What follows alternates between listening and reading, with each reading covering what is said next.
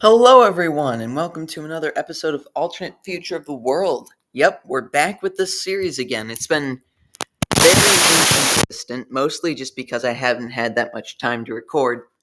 But we're back now, and I believe this is episode 3. I don't know. I'll correct myself if I'm wrong.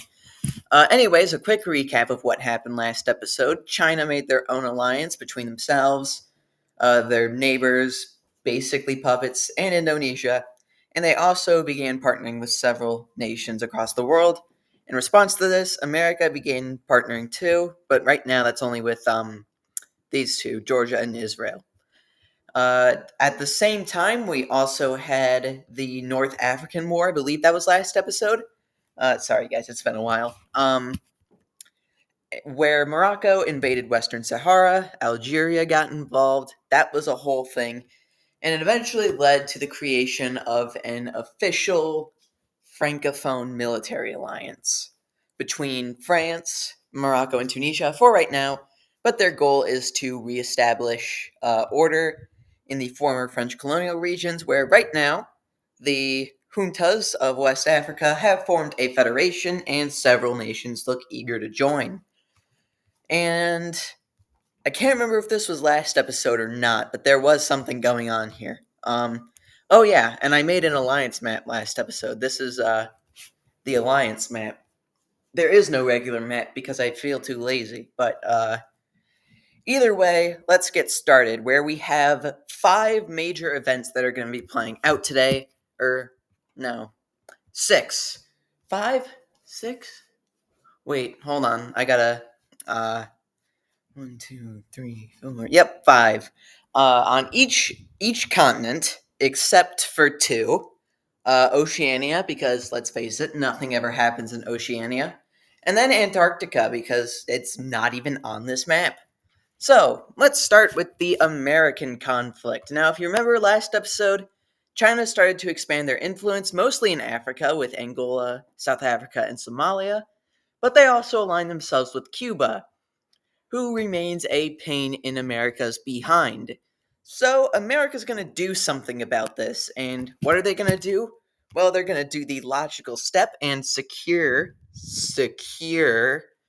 their borders with their neighbors. Now, it's probably been a couple elections since 2024, so I have no idea who the president would be right now, but let's just go with they're an anti-immigration guy.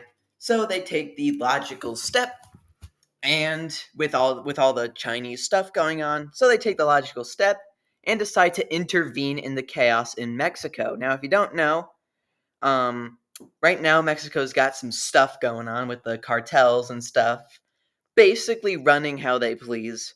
Yeah, the government isn't very stable. It's bad. It's bad in Mexico. And there's been a lot of immigration because of that. A lot of people in the US don't like that. So that's mostly why this war is happening, but also because of Chinese influence. So while I'm coloring in this map, America has crossed the border and they've stepped into these sort of desert regions with specially trained troops from Arizona and New Mexico and Nevada and all those states in the desert there.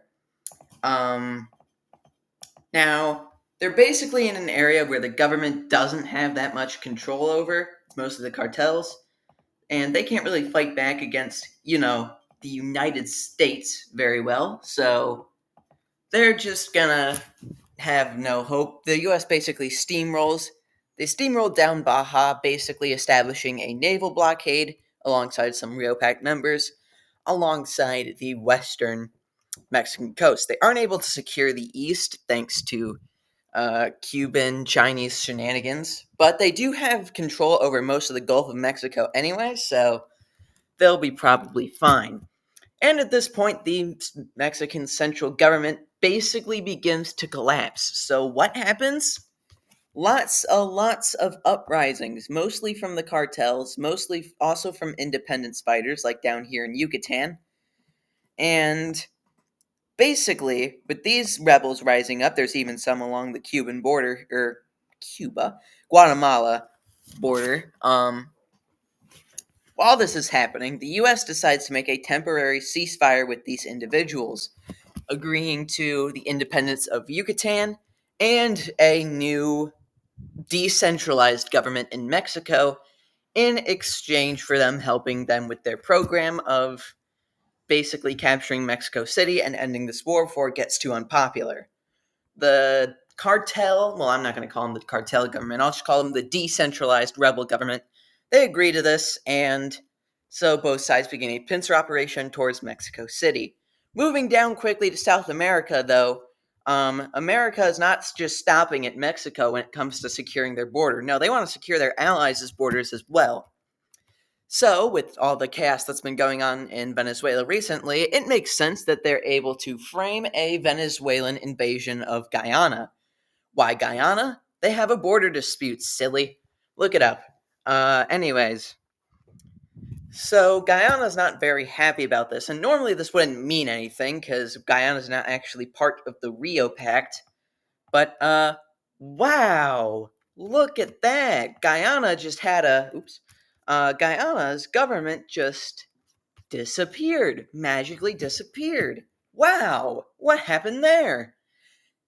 Clearly the Venezuelans had something to do with it, but maybe they didn't because Guyana suspiciously joined the Rio Pact after that. Sure wonder who was involved with that one. Anyways, this Guyanan government is now part of the Rio Pact, which means Venezuela's in a whole lot of hot doo-doo. Because they weren't prepared for this invasion. They didn't start it, obviously, if you didn't hear the very lack of subtleness I've been giving. So basically, oh, ouch. Basically, the Rio Pact states are going to start their retaliation. Most American troops are currently stationed in Guyana in this region, but they're planning a naval invasion from Puerto Rico and Hispaniola, which we'll talk about that later in the episode too, maybe. And yeah, Venezuela's not looking so good, especially when Brazil. Oh my God! Especially when Brazil arrives with jungle specialized troops, and they start an invasion from the south. At this point, Venezuela's screwed. They do have their core territories are mostly in the north, but they're losing a lot of territory fast. And whatever government is in power by now, I don't know. Probably that dictator guy. I don't remember his name. Maduro? I don't know. Anyway, the government starts to collapse because they're losing fast, and the people don't like them anymore. And this is only compounded when it's the United States, and they've just landed in your capital city. That's not good. So basically, that's the end of all Venezuelan resistance, and they quickly surrender. In this peace deal, I guess you could call it a peace deal, I don't know. Venezuela gets a new government that immediately joins the Rio Pact, and there's also going to be a slight border change down here with Colombia seeing some slight expansion, as well as Brazil, as thanks for their as compensation for their efforts during the war. So while this is all happening, let's head back to Mexico and let's head back and see what's been going on over there. So as I mentioned, the rebels and American government have begun a spearhead into the capital. And so far it's working, but Mexico is receiving some outside aid, mostly from nations like Russia and China, and they're defending quite well until America is successfully able to, well, let's just say, how do I put this? Made the Chinese carriers disappear. So now they have naval control over the Gulf of Mexico completely. Or not Chinese ones, sorry. That would cause World War III. Cuban carriers, or whatever. So Mexico is left basically without aid, and at that point the capital falls, and the rest of Mexico basically falls into anarchy, allowing the rebel government to take control. Now let's see what this piece. Oh dear, America has three. Let's start looking at this peace deal. For starters, I sorry if you're hearing that, guys. By the way, there's a garbage truck right outside my house. For starters, as promised, Yucatan is granted their independence. if they really wanted this independence, I don't know, or if it was just the cartels pulling some strings to get a safe haven, I don't know. But they're free now, like actually free. America isn't going to force them into the Rio Pact or anything. They don't see much use there. And America's also going to annex some border territories. Why would they do this? I don't know, man. Manifest destiny, woohoo. Um, and basically, and Mexico is also has a sudden change of government that joins the Rio Pact. So that's the American conflicts all done and dusted with. So, and China's not going to be very happy about this, but what can they do? It's not like they're ready to start a World War III with you on their border. But what they are ready to do is expand their influence some more. So, a race begins down Southeast Asia, with China pulling some strings and getting both Laos and Burma invited to the alliance. Now, this is not good for the PTO since they'd likely start getting surrounded, so they're going to have to race alongside the Chinese, starting the Great Southeast Asian Race. While this is happening, the first nation they invite. Hold on, guys. I'm sorry. I don't know if you can hear this, but I can't. Okay. Problem solved. So, Malaysia is the first nation to join the alliance. They have pretty good military relations with the US and co. anyways, so they're completely free to join this alliance. The second nation that's going to join is Vietnam, not necessarily out of oh, we're best friends now, because, well, Vietnam's still socialist. I don't know how America feels about that, truth be told. I'm pretty sure they're kind of good buds right now, but I don't know. There could be bad blood from the whole war thing. Anyways, uh, Vietnam joins the alliance mostly just because they're scared of China and what they could do. And there's one last nation last two nations, I guess, that need to be invited to this alliance, aside from Singapore and Brunei, who are going to stay neutral because, well, nobody really cares about them. Well, people do care about Singapore. They're rich, but, I forgot to, yeah, but neither side bothers getting them involved in their alliance because they're not very militarily useful. Anyways, and besides, they're next to Venezuela. The PTO could probably just force them to let them in anyway. Anyways, the last couple nations to join are Thailand on the PTO and Cambodia on, oh my god, and Cambodia on the Chinese alliance, which I don't think has a name. I can't remember, but let's just call it the Beijing Pact. I don't know. Anyway, the PTO, the Pacific Treaty Organization, is done with their expansion for now, and so is the Beijing Pact. They're gonna try to avoid war with each other as much as they can, because they know if they do start fighting, well, shoot, the world's going in flames, because there's no, like, nuclear treaties been signed recently, and, well, let's just say there's been enough advances in technology that the world would probably actually go up. So, they're going to try to stop that. Well, maybe there's one conflict they can't stop, but that's not for this episode. Back to Thailand and Cambodia. Thailand joined because they already have a military pact with several PTO members here. And the Cambodians joined mostly because they were scared that, what if the PTO comes to us next? We're squashed between Thailand and Vietnam. We're gonna get destroyed. So they basically only joined for Chinese protection. Going now to Africa, where we have a new conflict starting up between Egypt and Ethiopia, mostly over a dispute in their canal. So the Suez Canal is obviously very important to Egypt, but Ethiopia has been constructing their dam over in this region. Now, this war has likely already happened in this timeline, likely happened a while ago, but I figured I should just cover it now, just in case. However, this war would quickly spiral out of control, into a regional conflict because Egypt and Ethiopia are very influential in their regions.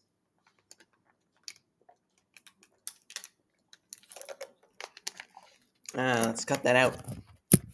Um, can we cut this part out too? While I'm... Okay, so first things that Egypt is going to do is get their big boy Sudan involved. They're also pretty reliant on the canal and have grown close to Egypt over the years, so would be willing to help them in this war against Ethiopia. However, Ethiopia also has some allies now because in the midst of their woohoo, I'm so powerful now, mohaha. Sudan decides they'd be really smart to invade South Sudan. Now, South Sudan, as you see, is part of the East African Federation or East African Pact. I can't remember what I called them. And so this Ethiopia decides let's join the pact because why not at this point? They're on the same side. And this war will begin. I'll call it the Nile War instead of like the East African War or something. So you may think, just looking at a map, that Egypt and Sudan are in a pretty tough position here. Well, not really, because they're much more militarily powerful. They likely aren't going to get very far into Ethiopia because of the mountains and stuff. But down south in South Sudan, where they are much better prepared for the terrain, they're going to start making some headway, especially since South Sudan is super, super unstable. And this is not good. So the East African Federation, or East African Pact, whatever, they're going to try and get some new allies, and they invite Somalia into the war. Now, if you don't realize, Somalia is this dark red color, which means they're a partner of China. If they get involved, China's going to likely support the pink team here. However, they also realize that there's a very, very good chance that this conflict spirals out of control if they do join. Which means they're in a tough position, at least until Somaliland, after hearing about what Somalia is considering, decides, hey, let's start up this whole thing again, and they join the Egypt-Sudan team. So Somalia's like, oh, what the heck, it's probably fine. They join the East African Pact, and the war, no. Wow, I got that all mixed up. Until Somaliland decides to rebel against the Somalis, and seeing how hesitant they're being, the East African Pact decides, okay, we've waited long enough, and so they fearing that Somalia is not going to join them, they decide to invade anyway, which effectively puts Somalia in the Egypt-Sudan camp and drastically changes the geopolitics of this region, because now basically regimes have flipped. The Chinese side is going to start supporting the Egyptians and Sudanese, while the West is going to start supporting the East African Pact. Now, how is this war going to go? I don't know. It's far from over. But I can safely say that Somalia is screwed. They're on their own. They're in the East Horn here on their own. And yeah, they basically get occupied pretty much immediately. New government is installed, and they signed a separate peace treaty, which involves Somaliland gaining officially recognized independence, which nobody really has a problem with, so yay, Somaliland's a thing now. And Somalia has to guarantee their neutrality, which sucks for China because they used to be a partner of them, now they're not. And by the way, they also included a clause that Somaliland should join the East African Pact for funnies. Anyways, at the same time, the Nile War is continuing, and Egypt and Sudan, seeing that this war is starting to deadlock and realizing that if they keep going, they're probably going to start falling out of favor with the world, they decide to try and deal a knockout blow. And their knockout blow is an incredibly risky pincer movement toward the South Sudanese capital. Now, if this fails, a lot of their men are going to get captured and die.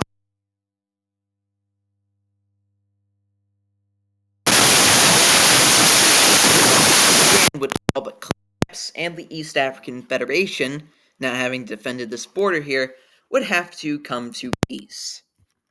So they decide to go for the operation, and the Battle of...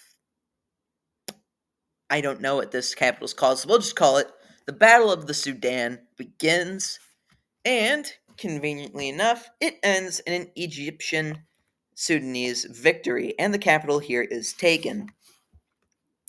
At this point, South Sudan realizes they're screwed, so they suggest to the rest of their alliance that, hey, if you don't want to get screwed like me, because now this war has turned into a losing effort, especially with this border undefended,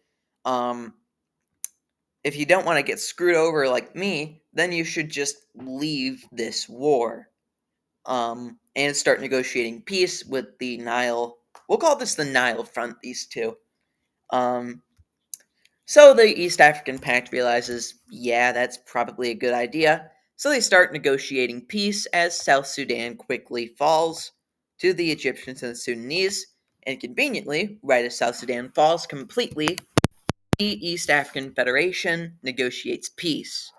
This peace treaty with the East African Federation certifies that South Sudan will be completely annexed into Sudan, and that Ethiopia will leave the East African Pact. They don't really care about Somaliland. There's not much going on there. So, yeah, Ethiopia's in a tough spot, and they too decide, you know what, fine, let's negotiate about this. So that's exactly what they're gonna do. So, in this peace treaty, South Sudan is only going to gain some minor territories here, nothing too much, and return the rest that they don't occupy to Ethiopia. Now, you may think, oh, what's so important about this territory? It's not that big a deal. As I mentioned, it's where the dam is. So now they can successfully control/stop that, and basically these two now have dominance over the Nile, and this is very good for them because it basically puts the East African Pact and Ethiopia, East African Federation, and Ethiopia under their thumb. So, Egypt and Sudan are so close, they decide to form a new alliance right now. It's only to expand in the future. Finally,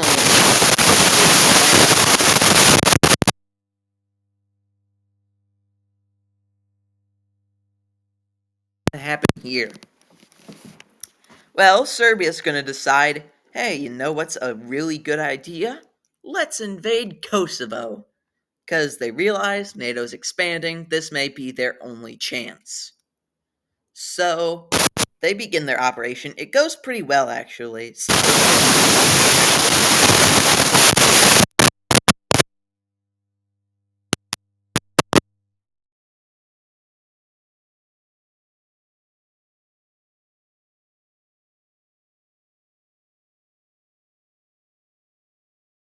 Basically laughs at them because, well, NATO's a defensive alliance. Please, NATO's not going to come to their... Oh.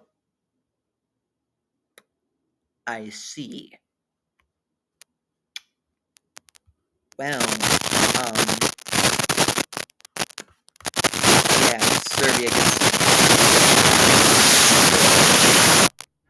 And in this peace deal, not too much on the map changes, except reinstate them on this map. Looking to unite with Albania in the future. This is pretty bad for Russia, since they just lost a big ally in Europe, which is now basically entirely dominated by NATO. And so they may see some retaliation. We may see some retaliation in the next episode. In the next episode, though, that's the end of this one. We've been going for nearly 25 minutes. That's obscene. So, yeah, it's fun to get back to the series every once in a while. Of course, next episode, tomorrow, be ready for the new Epic World series, which I'm gonna leak the title. I'm gonna leak it. The Epic World Investigations.